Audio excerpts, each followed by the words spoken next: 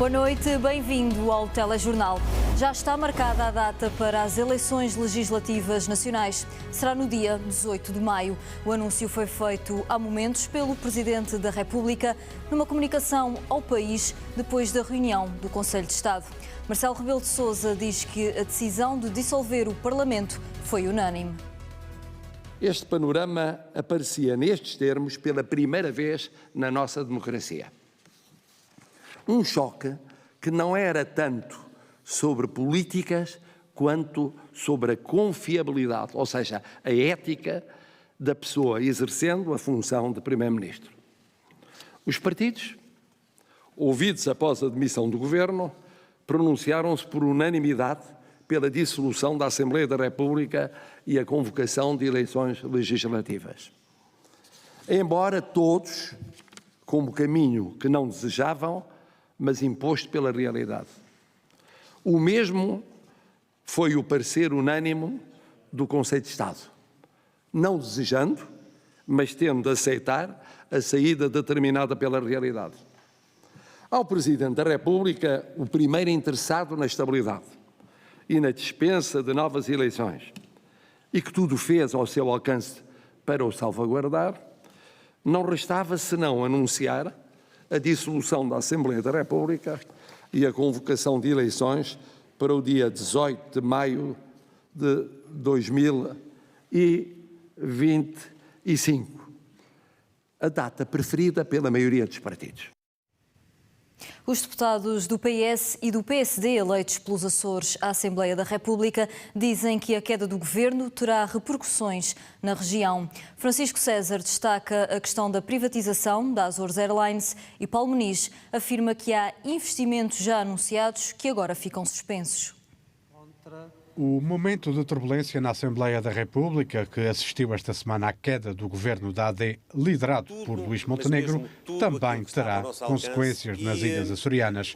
O deputado da AD, Paulo Muniz, lamenta o sucedido e valoriza o trabalho desenvolvido por este governo, lembrando alguns dossiês que estavam bem encaminhados e que ficam agora suspensos. Os cabos submarinos interilhas é absolutamente essencial a sua substituição. Estava em curso o financiamento deste projeto e que fica naturalmente interrompido com a queda do governo. Foi garantido por este governo o aumento do valor para as obrigações de serviço público aéreo para as rotas de Santa Maria, Pico e Faial, com uma dotação de mais de 30% em relação ao que havia no passado. Houve o compromisso de passar de 9 para 12,5 milhões de euros, mas naturalmente o lançamento do concurso público que ia agora acontecer vai ficar também prejudicado.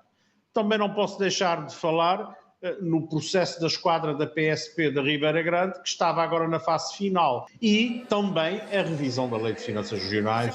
Já o socialista Francisco César entende que a queda do Governo da República traz também problemas à região, destacando, por exemplo, o processo de privatização da Azores Airlines.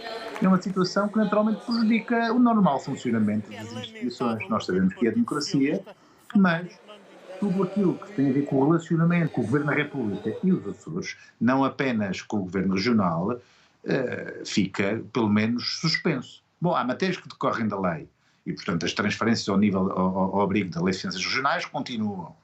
Há todo um conjunto de investimentos que continuam. Mas, por exemplo, a força que é necessária neste momento existir para que o Governo Regional negocie com Bruxelas a questão da reestruturação da SATA, o Governo Regional fica mais fraco, porque o Governo da República está numa situação precária. A situação de investimentos que estavam previstos da parte do Governo da República nos Açores, naturalmente ficamos numa situação muito complicada. Nas últimas eleições legislativas foram eleitos 5 deputados pelos Açores, 2 pelo PST, 2 pelo PS e 1 pelo Chega, que entretanto passou a deputado não inscrito. O vice-presidente do Governo Regional diz que as eleições antecipadas não vão prejudicar o processo dos cabos submarinos e da instalação do Anel CAM. Artur Lima adianta que o investimento já foi adjudicado e que por isso os trabalhos vão continuar. Não vai sofrer nenhum revés porque o processo já está adjudicado à empresa. portanto já foi adjudicado, a empresa está já a trabalhar e, portanto, não vai sofrer nenhum revés nestes 2 meses. O que era para fazer nestes 2 ou 3 meses que eventualmente possa não ter governo, a empresa já foi adjudicada, portanto não vai haver nenhum revés no processo dos cabos submarinos e da instalação do CAMO. A secção regional do Tribunal de Contas registou 57 situações de incumprimento na apresentação de contas relativas a 2023. Foram abertos 23 processos autónomos de multa na região. Deram entrada na secção regional dos Açores do Tribunal de Contas 393 contas, respeitantes a 387 entidades sujeitas a controlo financeiro. Este valor total representa um decréscimo de 6 entidades relativamente ao anterior relatório de 2022. O setor da administração regional representa 88% do total do volume financeiro envolvido. O relatório, disponibilizado pelo Tribunal de Contas, registra 57 situações de incumprimento. Deste número, foram considerados justificados os atrasos na entrega de 30 contas e como não justificados em 23 contas, originando, por isso, processos autónomos de multa. Destas situações de incumprimento, 2 entidades não apresentaram qualquer justificação até à data limite de 9 de dezembro de 2024. Os casos não especificados no documento dizem respeito a uma freguesia e a uma entidade do setor público empresarial. Segundo refere o relatório, estes incumprimentos determinaram a realização de 2 auditorias de apuramento de responsabilidade sancionatória. A taxa de abandono escolar precoce diminuiu em 2024. A Secretária Regional da Educação vê os resultados com grande satisfação e diz que este é o resultado das políticas adotadas pelo Governo Regional desde 2020. Indubitavelmente que é uma grande satisfação e não é apenas por termos tido uma redução, é porque temos a confirmação de uma redução que se tem vindo a afirmar desde 2020 e, portanto, aquilo que se tem vindo a verificar é que depois de nós termos estado vários anos em profunda estagnação relativamente a este indicador, desde 2020 até agora, e estes dados são referentes a 2024, temos tido esta redução assim consolidada. Ainda estamos longe dos indicadores que queremos atingir, ainda estamos distantes dos resultados a nível nacional, mas o que é fato é que nos aproximamos e isso corresponde também àquele que é o nosso objetivo principal com a Estratégia de Educação Açores 2030, que é de melhorarmos os indicadores ao nível da educação, mas para além disso também conseguirmos aproximar-nos desses bons resultados a nível nacional e a nível internacional e, se possível, até podermos ultrapassá-los. A descida da taxa de abandono precoce escolar foi um dos temas das 3 declarações políticas apresentadas no Parlamento açoriano. O PSD congratulou-se com a melhoria dos resultados no setor da educação. O PAN mostrou-se preocupado com os fenómenos da xenofobia e antissemitismo e a Iniciativa Liberal acusou o Governo Regional de não implementar reformas políticas essenciais para o desenvolvimento da região. A Iniciativa Liberal acusa o Governo Regional de não ter coragem de implementar reformas essenciais para os Açores. E a região já está a sofrer as consequências, diz Nuno Barata. São estes excessos provocados por falta de coragem para reformar que levam a que a região tenha deixado de ter capacidade de suportar os custos de funcionamento da saúde e da educação. Segundo o Sr. Vice-Presidente do Governo, defende de forma acérrima a devolução de tais conquistas e competências da autonomia para a centralista gestão lisboeta. Uma declaração política que levou os partidos da coligação a defenderem a ação do Governo, que no seu entender se traduz num dos melhores períodos de crescimento económico da região, e com os restantes a apontarem áreas onde deve haver uma mudança de políticas. Já o PAN mostrou-se muito preocupado com os fenómenos de xenofobia e antissemitismo e apelou aos partidos para não terem uma atitude passiva. Temos de agir para que que não sejamos acusados de miopia política e branqueando da urgência do combate aos discursos de ódio. As condenações verbais já não são suficientes. Temos que ter ações concretas. Um assunto que uniu todas as cores políticas contra os discursos de ódio. Também todos os partidos se manifestaram satisfeitos com a redução da taxa de abandono escolar precoce em 6 pontos percentuais. Numa declaração política, Délia Mel, do PSD, disse que esta descida é fruto das políticas do governo, que implementou um acompanhamento individual destes alunos e fruto ainda do trabalho dos profissionais de educação. Até ao momento, foram integrados mais de 700 professores nos quadros da região, proporcionando maior segurança laboral e estabilidade às nossas escolas. Professores motivados fazem toda a diferença. E os bons resultados dos alunos em avaliações externas são também consequência disto. Apesar disto, muito ainda há a fazer, disse a deputada do PSD. Uma ideia partilhada pelas outras bancadas que apontaram várias situações que têm de ser alteradas em prol do sucesso do setor da educação nos Açores. O Parlamento aprovou as alterações propostas pelo Governo ao sistema de avaliação dos funcionários públicos dos Açores. Adapta à região o sistema nacional, com pequenas diferenças que, no entender dos partidos, beneficiam os trabalhadores. 2026 será o ano de arranque do novo sistema de avaliação dos funcionários públicos. O CIADAPRA está alterado e traz mudanças que, no entender do Governo, são positivas para os trabalhadores. Essas alterações têm a ver com os níveis de classificação, mas também têm a ver com o facto de, em vez da classificação ser bianual, agora passar a ser anual. Sublinho que nos Açores houve a eliminação das cotas e que nos Açores, ao contrário do que desapareceu no Plano Nacional a partir de 2014, mantemos majorações nas férias, influenciada naturalmente pelas boas classificações que os trabalhadores possam vir a ter. Os níveis de avaliação vão de inadequado a muito bom, com a possibilidade de um desempenho excelente. A valorização dos trabalhadores faz-se com uma ação de formação anual e obrigatória. Mais responsabilização, mais eficácia, mais eficiência e, sobretudo, qualidade na prestação de serviços na administração pública regional, não esquecendo um dos grandes objetivos deste Governo regional nos Açores, que é a valorização das carreiras, a valorização de cada trabalhador e a progressão justa nas carreiras de cada um. O novo sistema reuniu consensos da direita à esquerda do Parlamento. É visto como uma boa ferramenta que deve ser bem utilizada.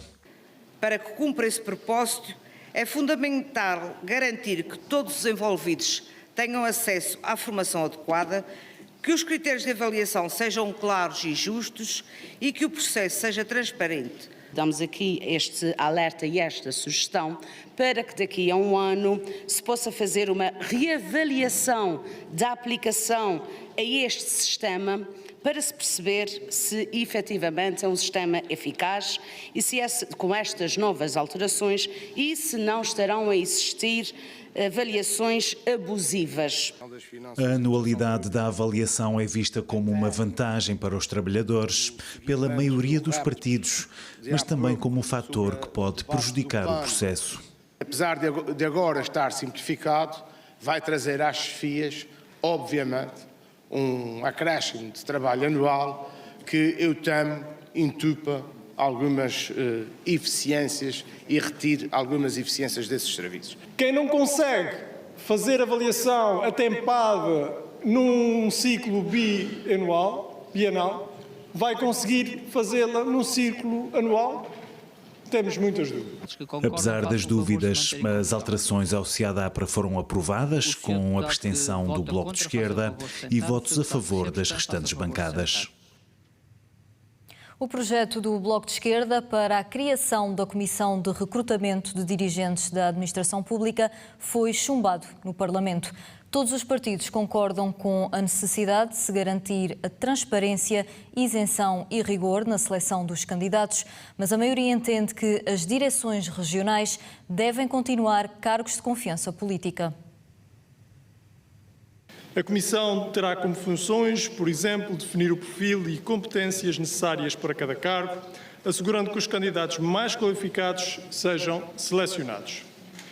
Para os cargos de direção superior, como diretores regionais, os candidatos deverão possuir uma licenciatura e pelo menos 8 a 10 anos de experiência relevante.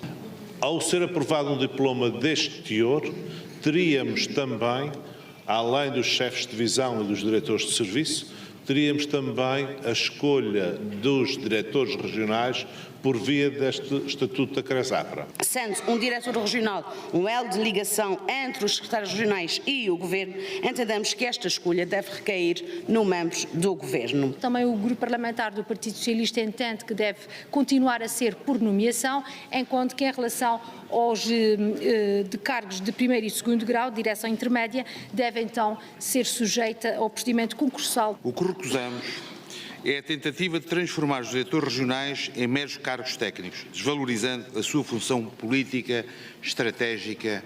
Parece-nos, sim, uma linha vermelha, porque é exatamente este órgão que faz a ligação entre o Governo, o secretário regional, os secretários regionais das áreas setoriais e uma hierarquia de administração pública.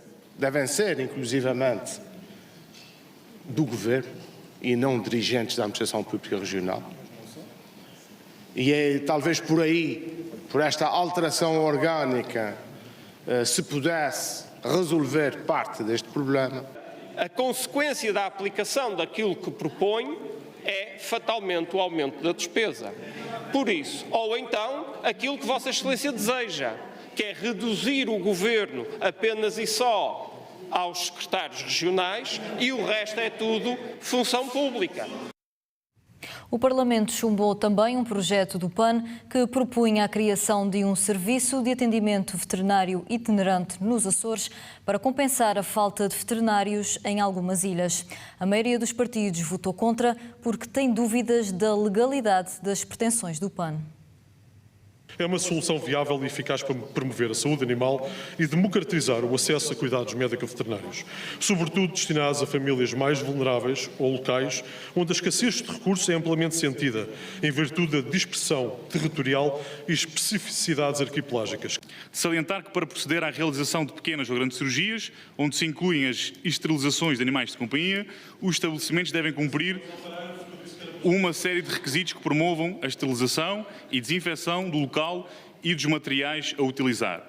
Assim, e de acordo com a lei em vigor, este procedimento não poderá ser realizado em sistema ambulatório, uma vez que o mesmo não se enquadra no cumprimento do decreto-lei referido. Nunca foi essa a ideia.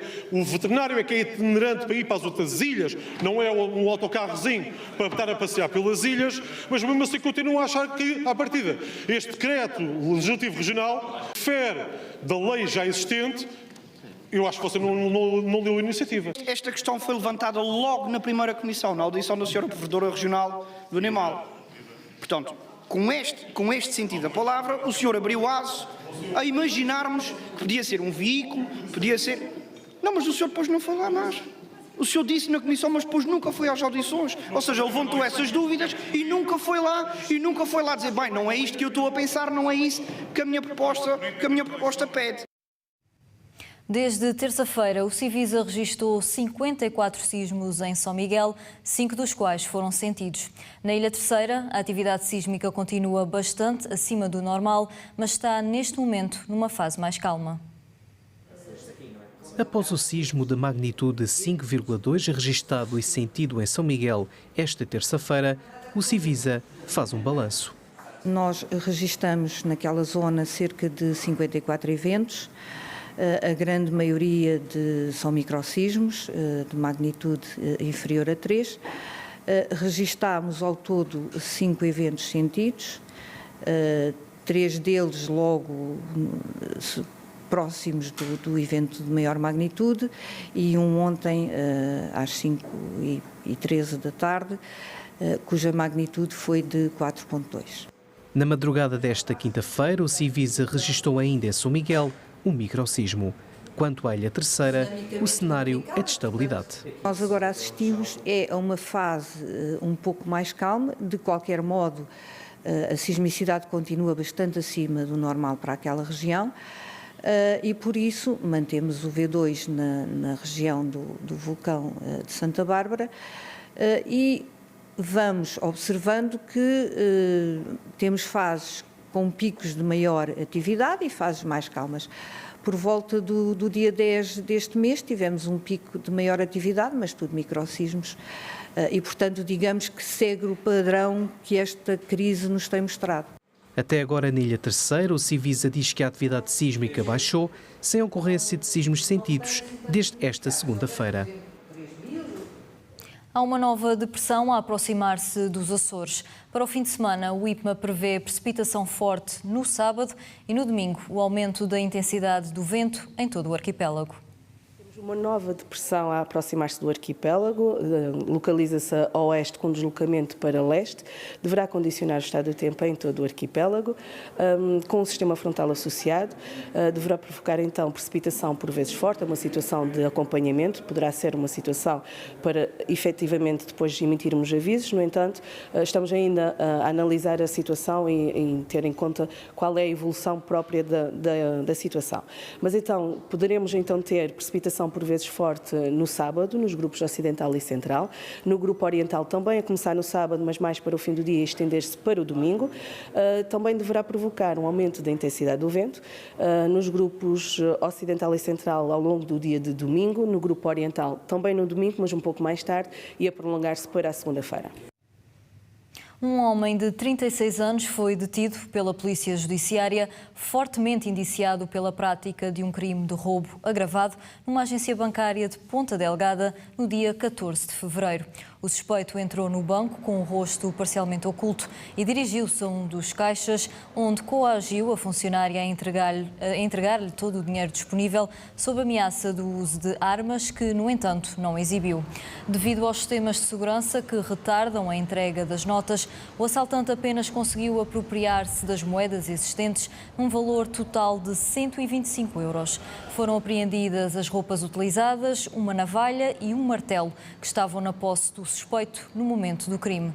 O detido, consumidor de substâncias sintéticas, será presente às autoridades judiciárias para a aplicação das medidas de coação.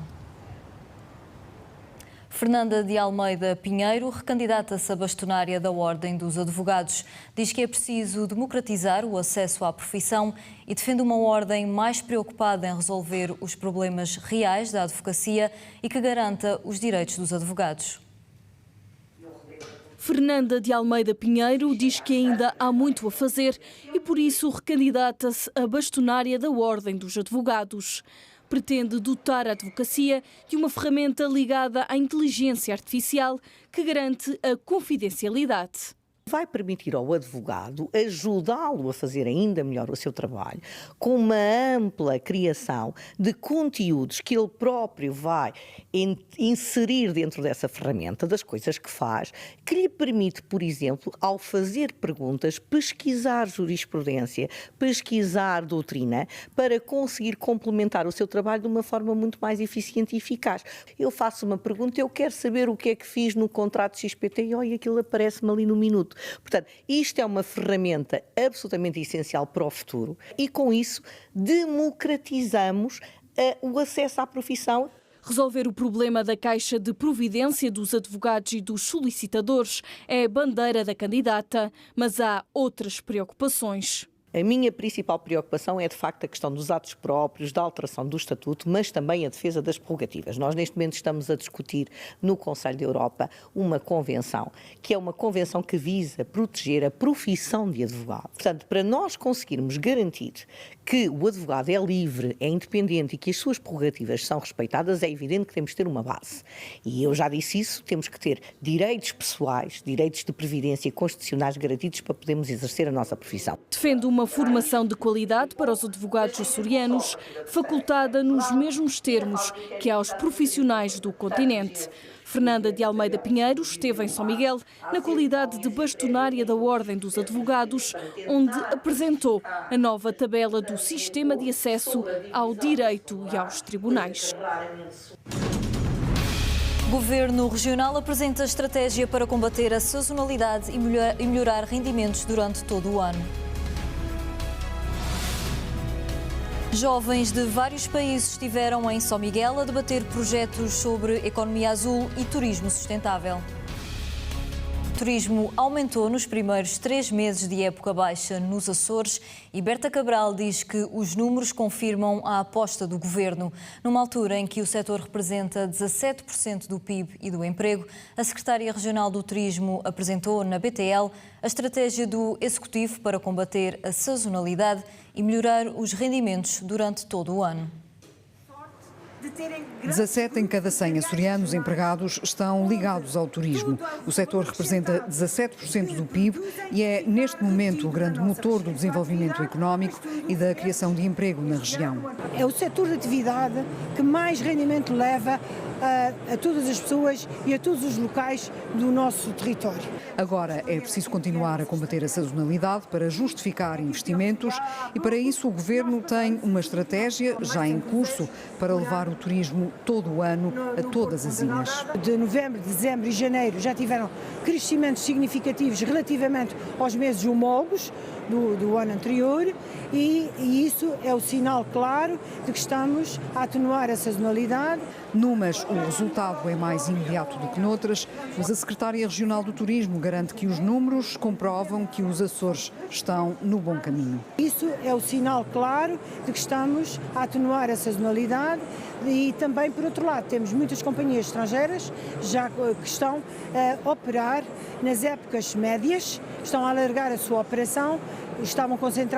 Começaram a estar concentradas nos 3 meses de verão, depois alargaram para aquilo que nós chamamos o verão hiata e agora já estão a alargar para os meses de época média. Berta Cabral destaca que em 2025 há 14 companhias a voar para os Açores, com 30 rotas que ligam as ilhas a 25 mercados.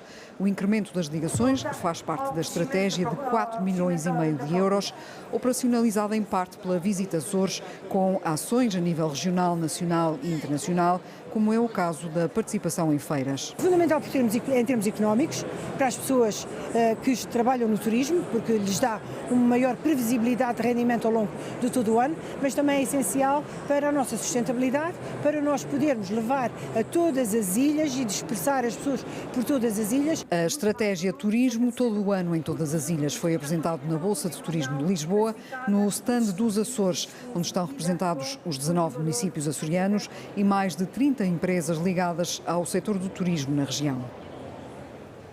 Em visita ao stand dos Açores, na BTL, o Presidente da Assembleia da República fez vários elogios à região. Aguiar Branco diz que a região tem sido um exemplo na preservação da dimensão marítima e na contribuição para um Portugal melhor. Ao pavilhão dos Açores. De município em município, dentro do stand, Aguiar Branco percorreu os Açores num corridinho de saudações e brindes das ilhas. São os nossos biscoitinhos, uma amostra dos biscoitos feitos lá pela nossa Sol Nascente, que é uma associação local que nós temos. Muito bem, sempre com muito gosto aos Açores em geral e à Graciosa em particular. Obrigada pela atenção. Leva aqui muitas iguarias dos Açores. Os Açores estão a contribuir para adoçar a alma nesta altura difícil. Os Açores contribuem sempre para adoçar a alma dos portugueses, em qualquer momento. Neste, com certeza que também. O tempo não é de celebrar, mas um pequeno brinde de licor de tangerina pode ajudar a enfrentar adversidades. Quase laranja, quase laranja. A vitamina C nesta altura é bem precisa. É normal, é a democracia que está a ser exercitada, são matérias que são discutidas em democracia, foi discutido com as regras da democracia, portanto nisso vejo um debate normal naquilo que é o exercício democrático num regime democrático. Achou que foi uma encenação política aquilo que aconteceu? Foi o debate da moção de confiança, então correu como deve correr, da forma como deve correr e com uma votação final que determinou a votação da rejeição da moção de confiança. É a democracia a funcionar.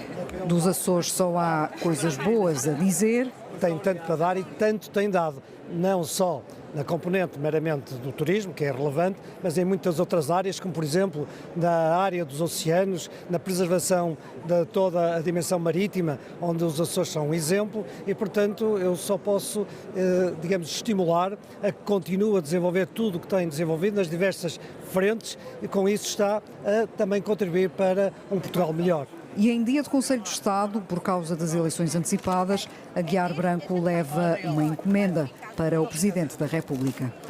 Isto é para o Sr. Presidente da República. Sim, senhor, será transmitido.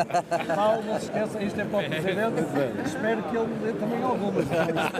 Da Ribeira Grande seguem Línguas de Gato, os biscoitos açorianos preferidos de Marcelo Rebelo de Sousa, que ainda não visitou a Bolsa de Turismo de Lisboa. Jovens de 4 países estiveram reunidos em São Miguel para debater ideias e projetos que podem fazer a diferença nas áreas da economia azul e do turismo sustentável. A iniciativa faz parte do projeto europeu que promove a inovação e o empreendedorismo junto do público jovem. As ideias para um mundo melhor e mais sustentável podem nascer de qualquer um e em qualquer lugar. Em São Miguel, 100 jovens de Portugal, Espanha, França e Irlanda debatem e apresentam projetos que podem fazer a diferença, como o de uma jovem micalense, estudante de gestão na Universidade dos Açores, que pretende criar redes de pesca a partir de cânhamo e fibras de basalto. É uma ideia que foi desenvolvida no âmbito de uma disciplina cá na universidade, mas que nós quisemos levar para fora, dentro do projeto do Atelic. E acha que este projeto tem viabilidade? Sim, eu acredito que sim. Claro que é algo que está muito no início, começamos a trabalhar nele este ano, por isso é um bocado difícil dizer ao certo, mas eu acredito que sim. Com projetos diversos nesta grande troca de ideias, há também a de outra estudante açoriana da Universidade dos Açores, que pode criar um negócio de adubos naturais, feitos a partir de algas e de folhas de conteira. Este foi o nosso modo que conseguimos fazer um produto que contribuísse para a nossa região, tanto a nível das agriculturas, mas também a nível de reduzir espécies invasoras. Estamos ainda muito no início, não consigo dizer se é apenas para andar ou não, claro que gostávamos muito, não é?